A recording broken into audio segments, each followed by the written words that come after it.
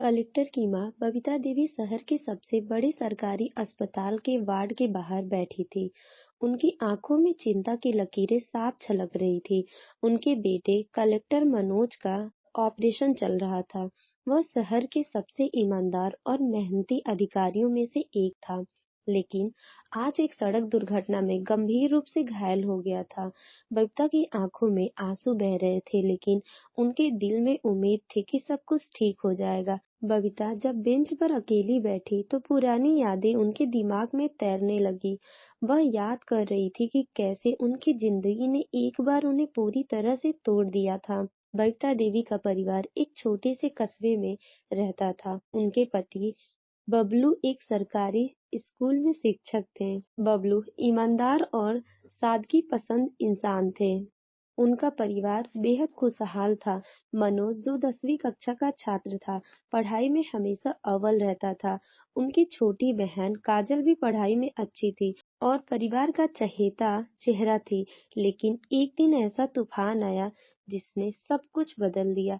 एक दिन बबलू पर स्कूल के फंड से पैसा चुराने का आरोप लगाया गया।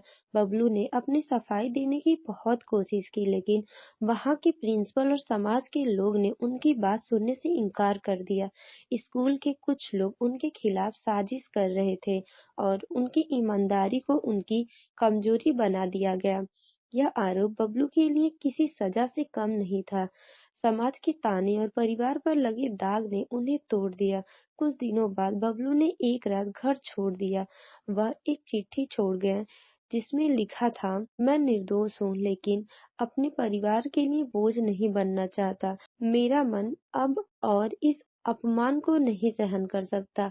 उस रात ने बबीता और उनके बच्चों की जिंदगी हमेशा के लिए बदल दी। बबलू के जाने के बाद बबीता अकेले अपने बच्चों की जिम्मेदारी उठाने पड़ी। वह सिलाई का काम करती, इसीलिए उन्होंने घर घर जाकर के काम करना शुरू किया। पैसे कम थे, लेकिन बबीता ने अपने बच्चों की पढ़ाई में जारी रखने के लिए दिन रात मेहनत की। मनोज ने अपने पिता की गैर मौजूदगी में घर का सहारा बनने का फैसला किया।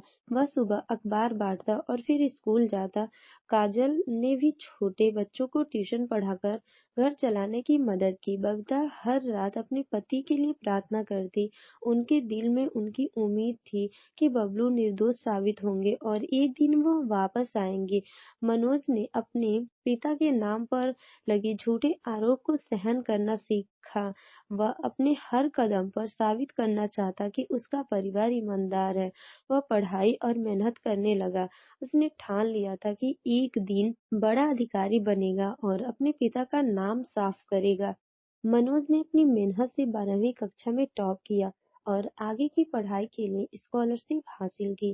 काजल ने भी कॉलेज में दाखिला लिया और पढ़ाई के साथ साथ काम करना शुरू रखा। कुछ साल बाद मनोज आईएएस की परीक्षा की तैयारी करने की सोची। उसने एक कोचिंग संस्था में दाखिला लिया। पहले साल मनोज दिन में काम करता और रात को पढ़ाई करता ताकि उसके घर का खर्च चल सके। पहले साल जब मनोज का आईएएस का रिजल्ट आया तो वह टूट गया, क्योंकि वह 2 अंक से फेल हो गया था। फिर उसने अगले साल तैयारी करनी सोची और अपनी माँ से कहा, माँ, क्या मैं पूरा ध्यान पढ़ाई पर लगा सकता हूँ? माँ, मैं कुछ बनना चाहता हूँ। उसकी माँ सोचने लगी कि घर का खर्चा कैसे चलेगा, लेकिन फिर बोली, ठीक है बेटा, तुम पढ़ाई पर ध्यान लगाओ, मैं घर संभाल लूंगी। उनके बाद मनोज मन लगाकर पढ़ाई की और वह आईएएस की परीक्षा पास कर ली और वह कलेक्टर बन गया। काजल ने भी एक मल्टीनेशनल कंपनी में मैनेजर की नौकरी हासिल की, लेकिन बबीता के दिल में बबलू की कमी हमेशा बनी रहती। उन्होंने कभी अपने बच्चों को ये नहीं सिखाया कि वह बबलू को कितनी याद करती थी। अस्पताल के ऑपरेशन थिएटर का दरवाजा खुला और डॉक्टर बाहर आए। डॉक्टर ने कहा, ऑपरेशन सफल रहा, आपका बेटा अब खतरे से बाहर है। बबीता ने राहत की सांस ली। जब मनोज को होश आया तो उसने धीरे से कहा, माँ, मुझे लगता है आपको छोड़ दूंगा, लेकिन मैं ये कहना चाहता हूँ कि मुझे पापा की बहुत याद आती है। बबीता की आंखें भर आई। उन्होंने अपने बेटे का सिर सहलाते हुए कहा, मुझे भी बेटा। वह जहाँ भी होंगे हमारे बारे में ही सोच रहे होंगे। कुछ दिनों बाद मनोज ने अपनी बहन काजल को बुलवाया और कहा, दीदी, अब समय आ गया कि हम पापा को ढूंढें। मैं उनकी तलाश करूंगा। हमें उन्हें वापस लाना है।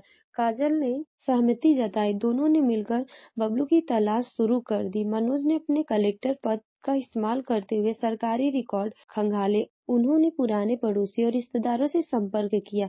काफी मशक्कत के बाद उन्हें पता चला कि बबलू एक दूर दराज के गांव में रहते हैं। वह वहां के गरीब बच्चों को मुफ्त में पढ़ाते हैं और सादगी भरा जीवन जी रहे हैं।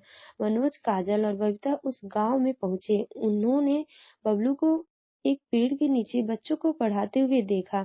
बबलू सबसे पहले से बहुत बूढ़े लग रहे थे, लेकिन उनके चेहरे पर शांति थी। मनोज ने आवाज लगाई, पापा। बबलू ने मुड़कर देखा। उनकी आंखों से आंसू छलक पड़े। उन्होंने सोचा था कि उनका परिवार उन्हें भूल चुका है। बबलू ने कहा, मैंने कभी नहीं सोचा था कि तुम मुझे ढूंढोगे। काजल ने कहा, आपको कैसे भूल सकते हैं पापा, आपने हमें ईमानदारी और मेहनत का पाठ पढ़ाया है। बबीता ने बबलू का हाथ थामते हुए कहा, आप घर चलिए, हमें आपके बिना बहुत अकेला महसूस किया है। बबलू हिचकिचाया और बोला, मैं उस कलंक के साथ उस गांव में नहीं जाऊंगा। तब बबीता बोली, आपका बेटा कलेक्टर बन गया है, वह आपके ऊपर लगे आरोप को हटवा देगा। बबलू खुश होकर बोला, बेटा तुम कलेक्टर बन गए हो। और उनकी आंखों में आंसू आ गया। उनके बाद चारों घर चले गए। मनोज ने बबलू पर लगे झूठे आरोपों की फिर से जांच शुरू की। उसने साबित कर दिया कि बबलू निर्दोष थे।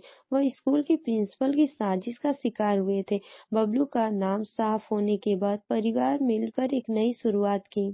मनोज ने कहा, हमारी जिंदगी में तूफान जरूर आए, लेकिन हम साथ रहें और यही हमारी सबसे बड़ी ताकत है। बबीता ने अपने परिवार को एक बार फिर से खुशहाल देखकर राहत की सांस ली। उसके दिल में एक सुकून था कि उसके बच्चों ने हर मुश्किल को पार करके अपने पिता का सम्मान वापस पाया है। अंत में कलेक्टर के घर में खुशी और प्यार का माहौल था। तो दोस्तों, आपको ये कहानी कैसी लगी? कमेंट करके जरूर बताएं। कहानी अच्छी लगी हो तो प्लीज वीडियो को लाइक करें, शेयर करें और हमारे चैनल स्टोरी विथ आरजे को सब्सक्राइब जरूर करें। Thanks for watching.